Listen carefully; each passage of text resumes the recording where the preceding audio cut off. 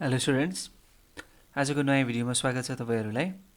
आज म टर्क र एंगुलर एक्सेलरेसन बीचको रिलेसन निकाल्ने छु, त्यस्तै work and power in rotational मोसनलाई पनि डिस्कस गर्ने छु। पहिले त एज युजुअल हामी एउटा रिजिड बडी बनाऊ अनि त्यो रिजिड बडीको एक्सिस अफ रोटेसन एउटा बनाऊ। सुरुदेखि नै हामीले त्यही काम गरिरहेको छौं हैन। रिजिड बडी बनाउने, एक्सिस अफ रोटेसनलाई पहिचान गर्ने अनि त्यसमै खेल्ने काम गर्नु। यसको एक्सिस अफ रोटेसन चाहिँ यहाँबाट पास भइरहेको छ भन्ने कुरा बुझौं है। र मासको डिस्ट्रिब्युसन त रिजिड बडीमा हुन्छ एट डिफरेन्ट पोइन्ट। सपोज यो पोइन्टमा एउटा पोइन्ट यो लिए मैले, एउटा पोइन्ट यहाँनिर लिए, एउटा पोइन्ट यहाँनिर लिए, एउटा पोइन्ट यहाँनिर लिए, ठीक छ। यो डिफरेन्ट डिस्टेन्समा छ। यो पोइन्ट भन्दा पनि पार्टिकल लिएको है मैले। Particle of mass m1, particle of mass m2, particle of mass m3 र particle of mass mn। nth particle हो यो है त।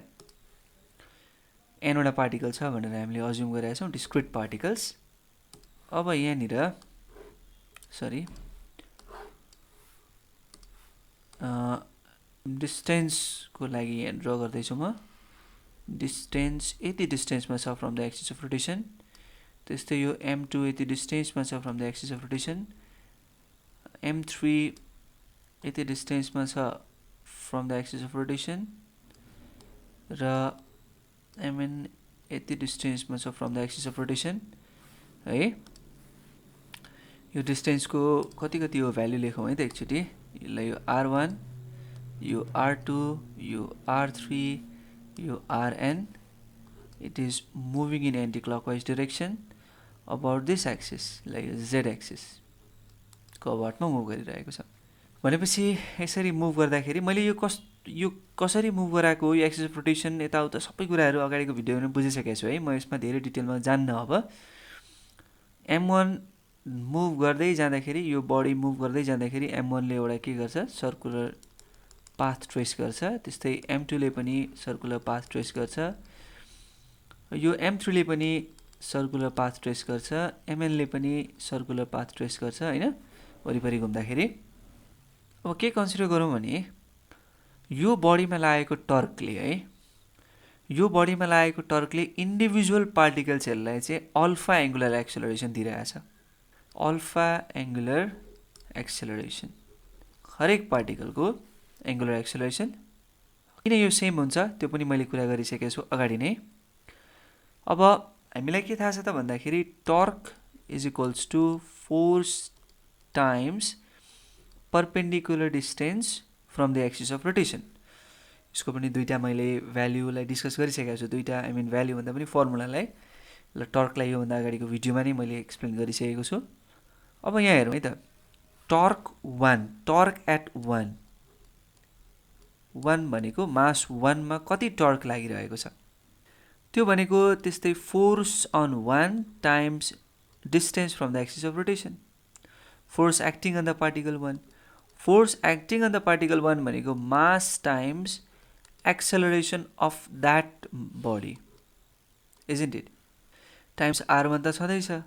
हामीले के भन्न सक्छौं, यो एक्सेलरेसनलाई r1 अल्फा 1 भन्न सक्छौं, इजन्ट इट। किनभने हामीले v equals to r omega भनेर प्रुभ गरेका छौं। एक्सेलरेसन भनेको dv/dt is equals to dr omega by dt। त्यो भने के हो त, dv/dt equals to a, r बाहिर आयो कन्स्टेन्ट क्वान्टिटी हैन। From the axis of rotation त एउटै सिंगल भ्यालु हुन्छ constant. d omega by dt is equals to कति हुने भयो, a equals to r alpha हो। त्यही भएर हामीले यहाँ लेख्यौं त्यही कुरा। तर यहाँ अल्फा 1 को ठाउँमा मैले के लेख्नु पर्यो, अल्फा लेख्नु पर्यो, किनभने हरेक पार्टिकलको एंगुलर एक्सेलरेसन के छ, सेम छ। सो यसमा भयो हाम्रो m1 r1 स्क्वायर अल्फा। त्यस्तै टर्क 2 पनि निकाल्न सकिन्छ। Torque acting on this particle m2, त्यसको भ्यालु कति आउला, m2 r2 स्क्वायर अल्फा। तपाईलाई कन्फ्युजन केही भयो भने जस्तो यो टर्कको फर्मुलामा कन्फ्युजन भयो अथवा एक्सिस अफ रोटेसन कसरी राखेको छ, यो बडीलाई कसरी घुमाइरहेको छ त्यसमा कन्फ्युजन भयो, v = r ओमेगामा कन्फ्युजन भयो र यो अल्फा किन कन्स्टेन्ट भनिरहेको छु मैले त्यसमा कन्फ्युजन भयो भने अगाडिको भिडियोहरू हेरेर मात्र यो भिडियो हेर्नु होला है त। अब त्यस्तै गरी nth पार्टिकलको हेरौँ, mnRn² अल्फा हुन्छ। अब टोटल टर्क भनेको के हो त? टोटल टर्क भनेको इन्डिभिजुअल पार्टिकलमा जति टर्क लागेको छ त्यो सबैको सम गर्दाखेरि total torque acting in this body आउँछ कि आउँदैन? आउँछ। भनेपछि τ1 + τ2 + डट डट डट डट कहाँसम्म पुग्नु पर्यो हामीले?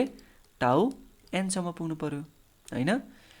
τ1 भनेको कति छ त हाम्रो? m1 r1² अल्फा, τ2 भनेको m2 r2² alpha plus dot dot dot plus τn भनेको कति छ त?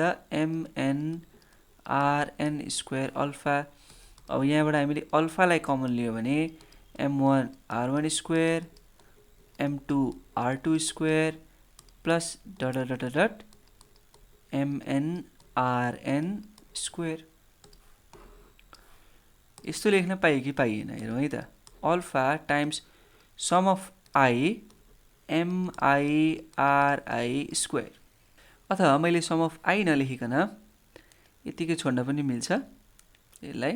यसरी सम अफ mi ri² भनेको i चाहिँ 1 देखि n सम्म रन गरिरहेछ भनेर बुझ्नु पर्यो है। i = 1 देखि n सम्म, यसलाई यतिकै लिभ गर्न पनि मिल्छ। अब यो सम अफ mi ri² भनेको त के हो त भन्दाखेरि मोमेन्ट अफ इनर्सिया हो। यो कुरा हामीले एक्सप्लेन गरिसकेका छ पहिल्यै रोटेशनल इनर्सियामा, रोटेशनल काइनेटिक एनर्जी पढ्दाखेरि हैन त। सो टाउ = कति आयो? I alpha. And this is the relation between torque and angular acceleration. Torque र एङ्गुलर एक्सेलरेसन बिचको रिलेसन यस्तो हुँदो रहेछ। ठिक छ। ल अब हामी अर्को केसतिर जाउँ। अर्को केस भन्दा पनि टपिकै अर्कै हो। ल work in rotational, work and power हेरौँ है त। वर्क हेरौँ सुरुमा। Work done by couple, work done by couple. Couple भनेको कस्तो हो त भन्दाखेरि दुईटा फोर्सेसहरू हो जसको म्याग्निट्युड सेम छ तर अपोजिट डिरेक्सनमा लागिरहेका छन्। अब त्यसको म फिगर बनाउँछु अनि बुझिहाल्नुहुन्छ तपाईहरुले। फिगर हेरौँ यसको है त। ल एउटा व्हील छ है त, W भन्ने व्हील छ। यो व्हीलमा मैले 2 डिफरेन्ट पोइन्ट्समा फोर्स लगाएँ। यहाँनिर फोर्स लगाएँ, यहाँनिर फोर्स लगाएँ। तपाईले यसो विचार गरिसक्नुभयो होला, मैले यो बडीलाई रोटेट गर्न खोजिरहेको छु र रोटेट गर्छु पनि इक्वल फोर्स लगाएको छु, तर हेर्नुस् त डिरेक्सन के छ? अपोजिट डिरेक्सनमा लगाइरहेको छु मैले। एउटा यतातिर अर्को यतातिर। So this type of force, यस्तो फोर्सलाई हामी के भन्छौँ? कपल भन्छौँ। र यो कपलले गरेको जुन काम छ नि वर्क डन, त्यो निकाल्नु हाम्रो अहिलेको कर्तव्य हो। त्यसको लागि के गरौँ हेरौँ है त।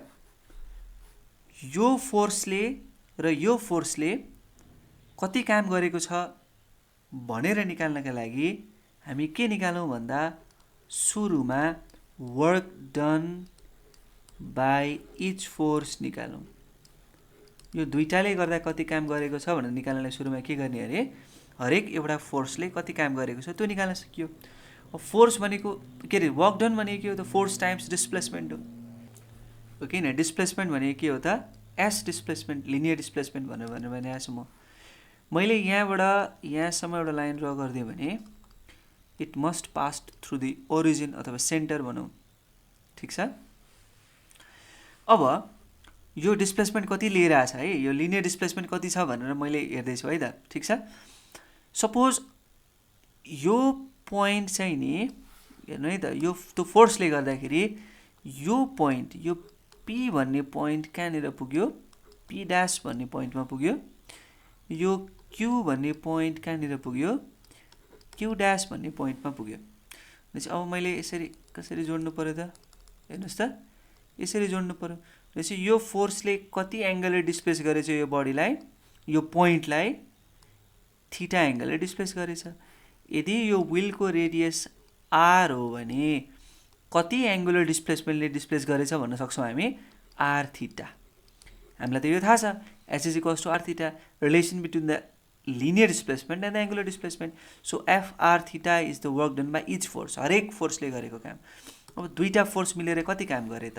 वर्क डन बाई कपल हैन त? कपल भनेको त्यही हो कि हैन त? दुईटा फोर्सले मिलेर गरेको काम. Work done by couple equals to 2fr theta हो कि हैन? हो नि हैन त? यसलाई इक्वेसन 1 भनिदिउँ. अब हामीलाई के थाहा छ भने नि, ल मैले यहाँनिर f बनाएँ त, त्यही फोर्स हो हैन?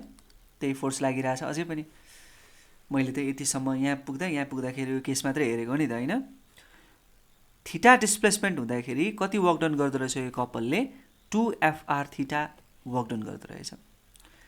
अब टर्क ड्यू टु कपल चाहिँ कति त?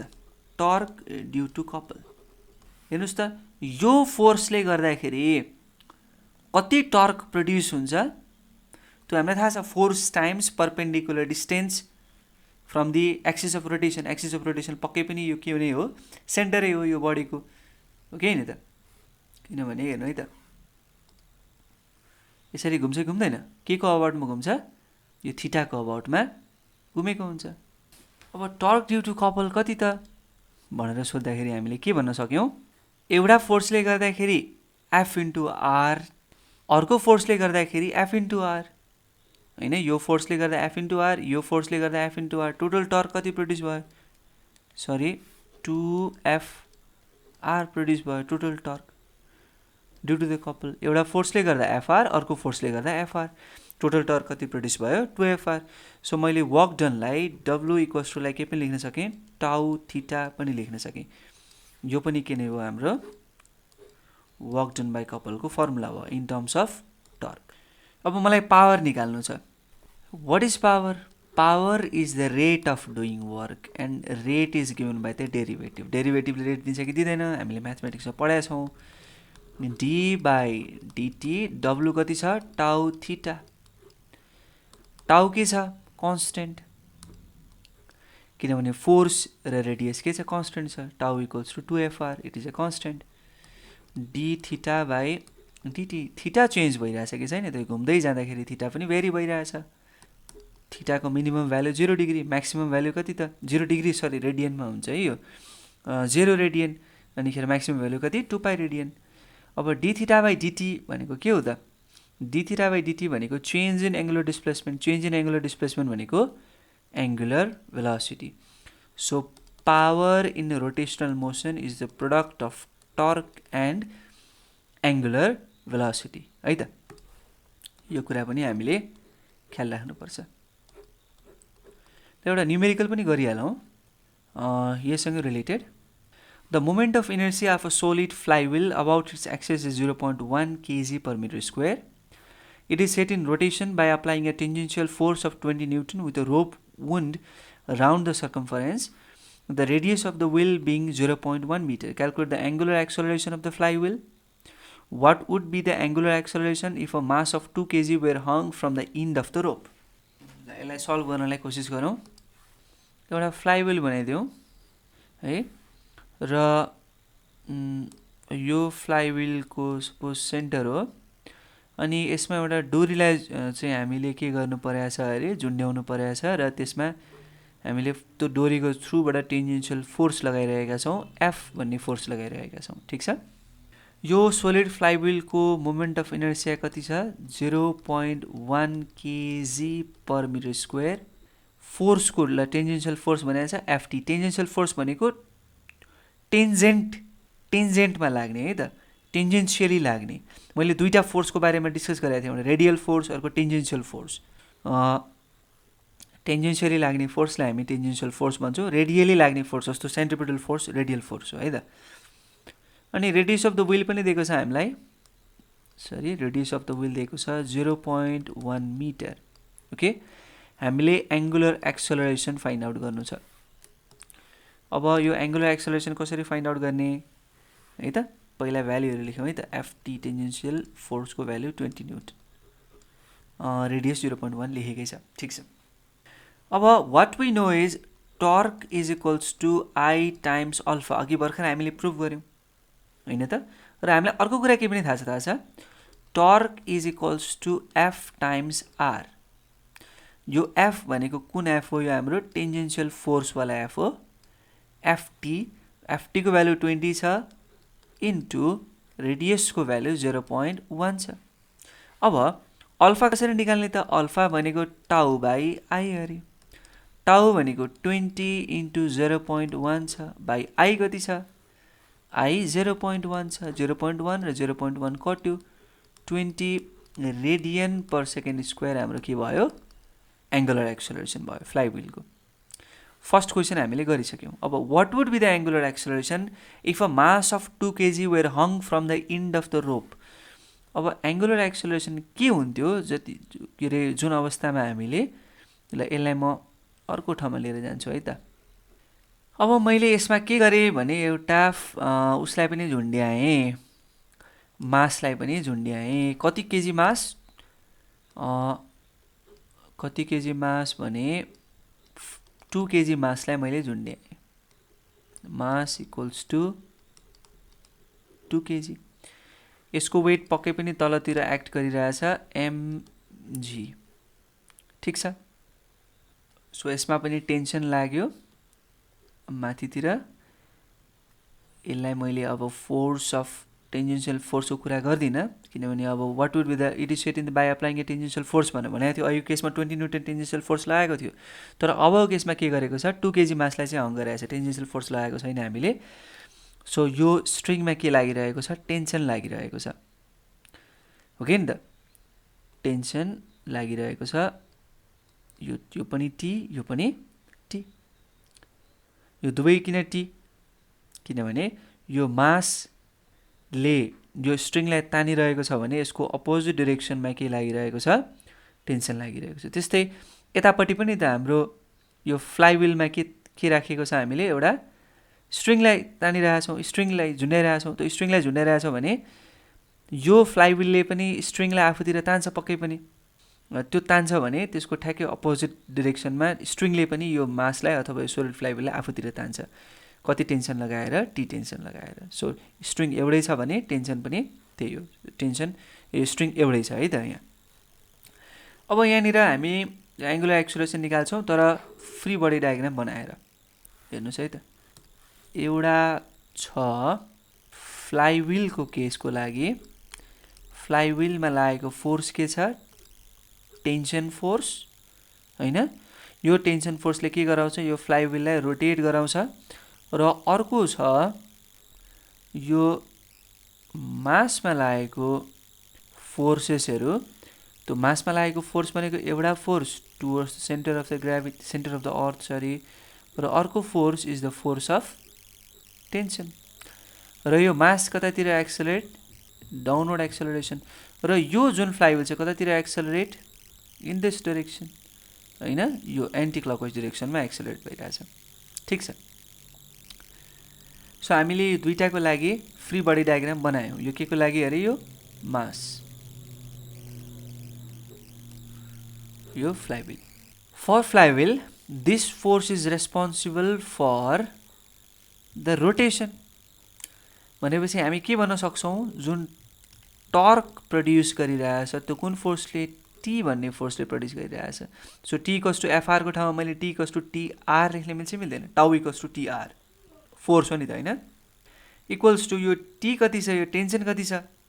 थाहा छैन कति छ होइन। त्यही भएर यसलाई इक्वेसन 1 लेख्थ्यौँ। यो केसमा हेरौँ है त।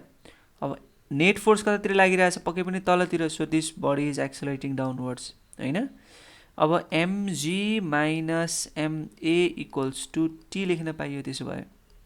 ठिक छ। अब मैले यसलाई मल्टिप्लाई गरेँ आरले है त, दुवै साइडमा एमजिआर एमएआर इक्वल्स टु टीआर। यस्तो गर्न पाएँ। यो इक्वेसन के भयो? इक्वेसन 2 भयो। यो र यो बराबर आयो। So tau equals to m g r minus m a r हो कि नि त। अब टाउ भनेको I alpha equals to m g r minus m. A भनेको आर अल्फा अघि मात्रै हामीले डिस्कस गरेका थियौँ, सो आर स्क्वायर अल्फा हुने भयो। अल्फाको टर्मलाई एकतिर ल्याउँ है, अल्फा कमन आए पछाडि के भयो, आई प्लस एमआर स्क्वायर भयो इक्वल्स टु एमजिआर भयो। सो यहाँबाट अल्फा कति आयो, alpha equals to m g r by I plus m r square चाहिँ हो है, सरी एम कति छ हामीलाई थाहा छ 2, जी को ठाउँमा 10 राखौँ, आर भनेको 0.1 बाई आई भनेको कति छ 0.1 नै छ, प्लस एम भनेको 2 इन्टु आर को स्क्वायर भनेको 0.1 को स्क्वायर। एकचोटि सल्भ गऱ्यौँ, यो कति आउँदो रहेछ क्यालकुलेट गरौँ। सो हाम्रो एन्सर आउँछ 16.67। अल्फाको युनिट के हो, radian per second square. So हामीले यसरी चाहिँ यो क्वेसनलाई सल्भ गर्न सक्छौँ। यो क्वेसन धेरै इम्पोर्टेन्ट क्वेसन हो है, एक्जाम पोइन्ट अफ भ्यूले पनि, र यस्तो खालको क्वेसन इन्ट्रान्समा पनि आउने गर्छ। ओके, सो आजको लागि यति गरौँ। अर्को भिडियोमा हामी अर्को टपिक स्टडी गर्नेछौँ। त्यतिन्जेलसम्मको लागि have a good time and keep loving physics.